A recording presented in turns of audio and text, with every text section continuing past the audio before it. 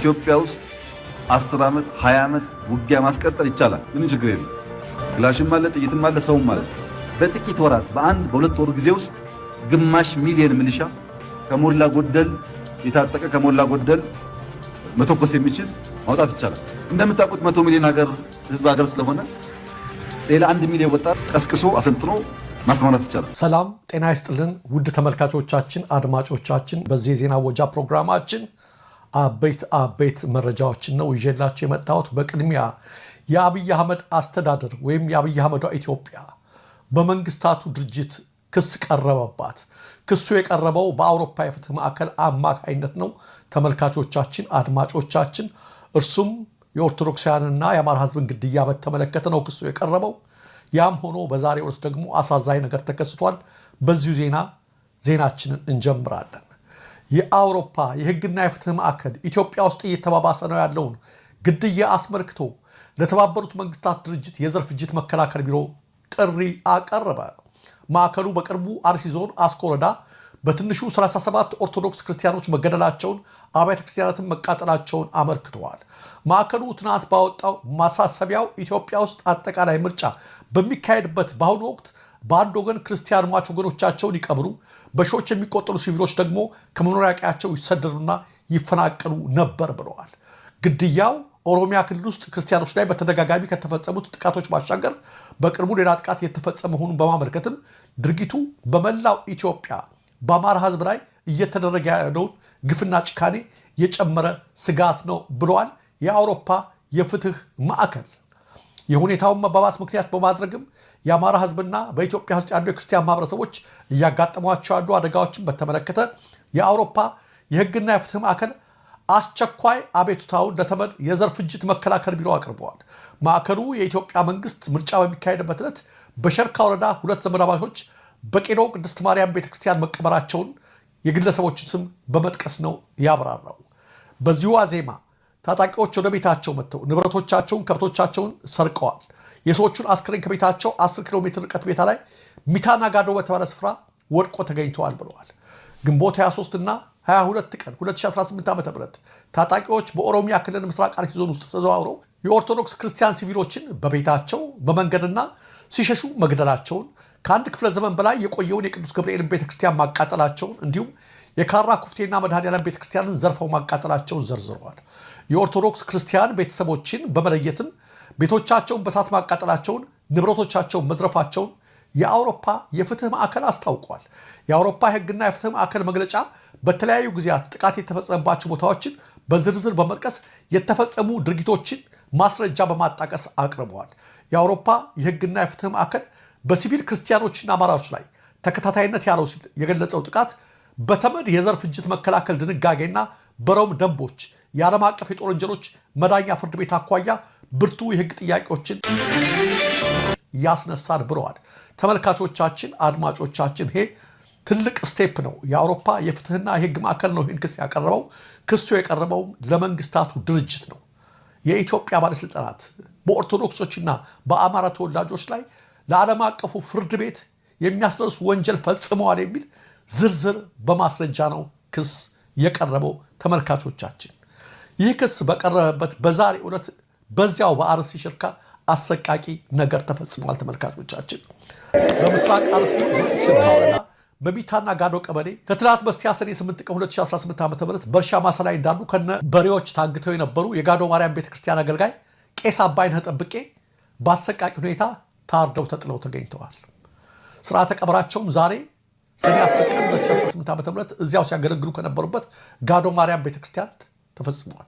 ከዚህ በፊት እዚህ ወረዳ ላይ 169 ኦርቶዶክሳውያን መገደላቸውን፣ ከ30 በላይ የሚሆኑት ይሙቱ ይኑሩ እንደማይታወቅ፣ በወረዳው ካሉት ከ37 አብያተ ክርስቲያናት 11 ብቻ አገልግሎት እንደሚሰጡ፣ አብዛኞቹ ቀበሌዎች ከኦርቶዶክስ መጽዳታቸውና አዳዲስ ዲሞግራፊዎች እየተፈጠሩ መሆኑን፣ ለአክራሪዎቹ ስንቅና ትጥቅ እያቀረበ ፍጅቱን የሚያስፈጽመው የመንግስት መዋቅር መሆኑን መዘገቡ ይታወሳል። ተመልካቾቻችን ዛሬም ግድያቸውን ቀጥለዋል።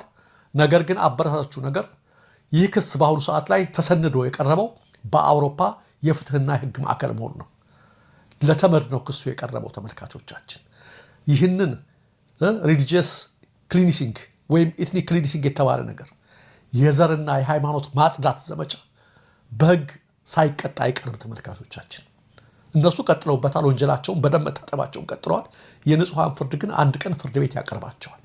ስለዚህ ነገሮችን በማጋለጥ ኤክስፖዝ በማድረግ የተጀመረው ስራ አሁንም ተጠናክሮ መቀጠል አለበት። ተመልካቾቻችን እነሱም ግድያቸውን ይቀጥሉ።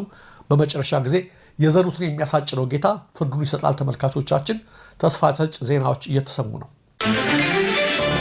ነገራችን ላይ ተመልካቾቻችን፣ አድማጮቻችን ለምንድን ነው ይሄን ያህል ደም ሲፈስ ግድም ማይላቸው የብልጽግና ሰዎች እና አብይ አህመድ በአንድ በኩል በዚህ በታጣቂዎች አሰልፈው በሌላ በኩል በማያባራ ጦርነት እያሉ ብዙዎች ይጠይቃሉ።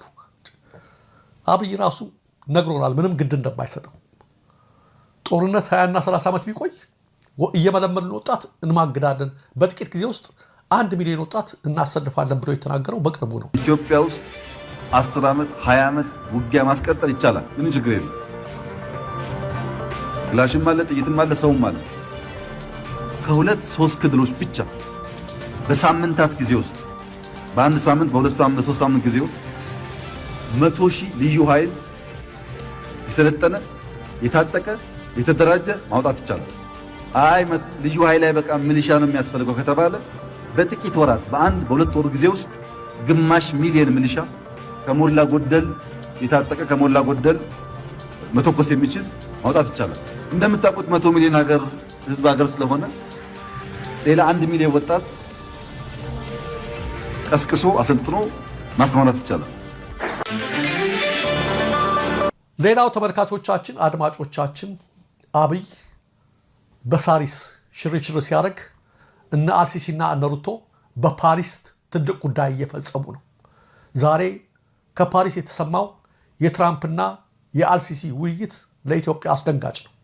የግብፁ ፕሬዝዳንት አብዱልፈታህ አልሲሲ ዛሬ ረቡዕ በናይል ወንዝ ላይ እየተገነባ ባለው የታላቁ የኢትዮጵያ ህዳሴ ግድብ ዙሪያ የአሜሪካው ፕሬዝዳንት ዶናልድ ትራምፕ ለካይሮ አቋም ላሳዩት መረዳት አገራቸው ያላትን አድናቆት መግለጻቸውን ሚድል ኢስት የተሰኘው ሚዲያ ዘግበዋል። እርሱ ብቻ አይደለም፣ እንደምትመለከቱት እነ አልጀዚራ ሁሉ ትራምፕና አልሲሲ በህዳሴው ግድብ ጉዳይ ተወያዩ ለብቻቸው የሚል ዘገባ ነው እያወጡት። ሲሲ በፈረንሳይ እየተካሄደ ባለው የጂ7 ጉባኤ ጎን ለጎን ለጋዜጠኞች በሰጡት መግለጫ ትራምፕ በጣም አሳሳቢ ሆነው በግድቡ ጉዳይ ላይ ላሳዩት መረዳት ያለኝን ክብር ምን ያህል ከፍ አድርጌ እንደምገልጽልዎት ቃላት ያጥሩኛል ማለታቸው ተጠቅሷል። የግብፁ ፕሬዝዳንት ለትራምፕ ቃላት ያጥረኛል ለግድቡ ይሄን ያህል አቋም ለኛ በማሳየታችሁ ለግብፅ ብለዋል። በፓሪስ የግብፁ ፕሬዝዳንት አብይስ ምንድን ነው በሳሪስ እንደዚሁ ሽርሽር እያለ እያጨበጨበ እጁን እያወዛወዘ ድራማ እየሰራ ነው የሚገኘው። ትራምፕ በበኩላቸው በታላቁ የኢትዮጵያ ህዳሴ ግድብ ውዝግብ ዙሪያ ግብፅ በጣም ኢፍትሐዊ በሆነ መንገድ ተይዛለች ማለታቸውም ተጠቅሷል። ግብፅ ተበድለሻል፣ አይዞሽ አለሁ እያሉ ነው ትራምፕ። እና አልሲሲ በከፍተኛ መድረክ ላይ ተገኝተው ስለ ሀገራቸው ጥቅም እየተሟገቱ ነው። ትልቅ ነገር እያደረጉ ነው። እነ ዊሊያም ሩቶ ኬንያውያን ነገር እያደረጉ ነው። ጂ7 ላይ ኢትዮጵያ በመለስ ጊዜ 5 ጊዜ፣ በኃይለማርያም ጊዜ 3 ጊዜ፣ 8 ጊዜ በተከታታይ ከተጋበዘችበት የጂ7 ሀገራት ስብሰባ አብይ ከመጣ ጀምሮ አንድም ቀን ተጋብዛ አታውቅም። ስለዚህ እነሱ በፓሪስ ከታላላቆች ጋር ተገናኝተው ስለ ሀገራቸው ጥቅም ያወራሉ። አብይ በሳሪስ ቁጭ ብሎ ይልማ መርዳሳ ጋር ሰማያዊ የኛ ነው ቻው ቻው እያለ ድራማ ይሰራል ለማለት ነው ተመልካቾቻችን። ሌላው ተመልካቾቻችን፣ አድማጮቻችን ከትናንት በስቲያ በገለጽንላችሁ ዜና መሰረት ከፋኖ ተወካዮች ጋር በናይሮቢ ተደርጓል የተባለውን ስብሰባ ራሱ የአማራ የሰላም ካውንስል የሚባለው ተቋም አስተባብሏል። መንግስትና የፋኖ ታጣቂዎችን ለድርድር የማመቻቸት ሚና ተሰጥቶኛል የሚለው የአማራ ክልል የሰላም ምክር ቤት በሰብሳቢው አማካይነት ከወራት በፊት በኬንያ ናይሮቢ ከፋኖ ተወካዮች ጋር ተወያይተናል የሚል መረጃ ማሰራጨቱ አነጋጋሪ እንደነበር በትናንትናው ዕለትም ገልጬላችሁ ነበር። የምክር ቤቱ ሰብሳቢ አቶ ያየሂራድ ለአሃዱ በሰጡት ቃል ከወራት በፊት ከፋኖ ተወካዮች ጋር በናይሮቢ ተገናኝተን ተደራድረናል፣ ሆኖም ድርድሩ ያለ ስምምነት ተበትኗል በማለት ነበር የተናገሩት። የፋኖ አመራሮች ፈጽሞ ስለማያውቁት ነገር ሰብሳቢው በሚዲያ መናገራቸው ብዙዎችን እያነጋገረ ባለበት በአሁኑ ወቅት የምክር ቤቱ ቃል አቀባይ አቶ እያቸው ተሻለ ግን ይህን የሰብሳቢውን ንግግር አስተባብለዋል። ቃል አቀባዩ ናይሮቢ ላይ ከፋኖ ተወካዮች ጋር ስለ ድርድር ውይይት ተደርጓል የሚለውን መረጃ እንደ ምክር ቤት አናውቀው ነው ያሉት። የተወሰኑ የምክር ቤት አባላት ከ6 ወር በፊት ለአቅም ግንባታ ስልጠና በናይሮቢ ኬንያ ተገኝተው እንደነበረ የገለጹት ቃል አቀባዩ ነገር ግን እንደ ምክር ቤት ከፋኖ ተወካዮች ጋር የተደረገ መደበኛ ድርድር አለመኖሩን ነው የተናገሩት። ምክር ቤቱ የክልሉን ወታደራዊ ግጭት ለመፍታት ከዲፕሎማቲክ ማህበረሰቡና ከተለያዩ አካላት ጋር በተደጋጋሚ እንደሚገናኝ የጠቀሱት ቃል አቀባዩ የፋኖ ታጣቂዎች ውክልና ካልሰጡ በስተቀር ማንኛውንም አካል ወኪል አድርገን ልናነጋገር አንችልም ያሉት። አያችሁ፣ ይሄን ያልኳቸው ሰብሳቢው ትናንትና ተወያየን ከፋኖ ተወካዮች ጋር ከውጭ ከወከሏቸው ብለው የቅጥፈት ነገር ነበር የተናገሩት። ታጋለጥ ናቸው። ማንም የፋኖ አመራር አያውቀውም ይሄን ነገር። ስለዚህ የእሳቸው ንግግር አሁንም ሊያበላሽባቸው ነው። ሌላ ነገር ደግሞ እነዚህ የምክር ቤት አባላቱ ነገ ጠዋት እንኳ የሆነ ልናነጋገር ብንሞክር የሚያናግረን አናገኝም ብለው ደነገጡና በማግስቱ ይኸው እንደምታዩት አስተባበሩ።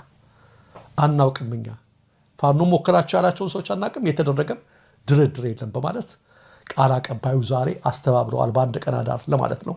ተመልካቾቻችን፣ አድማጮቻችን በስተመጨረሻም አሳዛኝ መረጃ አለ። ይህቺ ወጣት እንደምታዩት ቲክቶከር ነች። ብዙ ተከታዮች ነበሯት እና ትንሽ ደከመኝ ልተኛ ብላ ስትነሳ በዚያው እንዳሸለበች ነው የተነገረው። በቲክቶክ መድረክ ላይ ቤዚ በሚለው መጠሪያዋ በስፋት የምትታወቀው እና ከ219 ሺህ በላይ ተከታዮችን ያፈራችው ወጣት ናት። ባጋጠማት ያልተሰበ ድንገተኛ ህልፈት ህይወት ቤተሰቦቿን፣ ወዳጆቿና አድናቂዎቿን በከባድ ሀዘን ውስጥ ጥላለች። ወጣቷ በተለይ የተለያዩ አዝናኝ ምስሎችን በማጋራትና በቀጥታ ስርጭት ጌሞችን በመጫወት ነው የምትታወቀው። ህይወቷ ባለፈበት ምሽትም ትናንት ምሽት ማለት ነው የተለመደውን የቲክቶክ ጌም ስትጫወት ቆይታ ትንሽ ደከመኝ ረፍት ላድርግ በማለት እንደተኛች በዚያው ሳትነቃ ቀርታለች። እናቷ ከእንቅልፏ ልትቀሰቅሳት በሞከረችበት ወቅት ምንም አይነት ምላሽ ባለመስጠቷ የተፈጠረው ያልታሰበ ክስተት በላው ቤተሰቧና የሰፈሩ ማህበረሰብ በከፍተኛ ድንጋጤ ውስጥ ከቷል። ይህ ድንገተኛ ህይወት ማለፍ በወጣትነት ዕድሜዋ ላይ መድረሱ ለማመን የሚከብድና እጅግ አሳዛኝ ክስተት ነው ተብሏል። በቤዚ ድንገተኛ ህልፈት በከባድ ድንጋጤና ጥልቅ ሐዘን ውስጥ ለሚገኙ ቤተሰቦቿ፣ የቅርብ ወዳጆቿና አድናቂዎቿ በሙሉ ፈጣሪ መጽናናቱን እንዲሰጣቸው በጽኑ እንመኛለን። ነፍስ ይማርልን።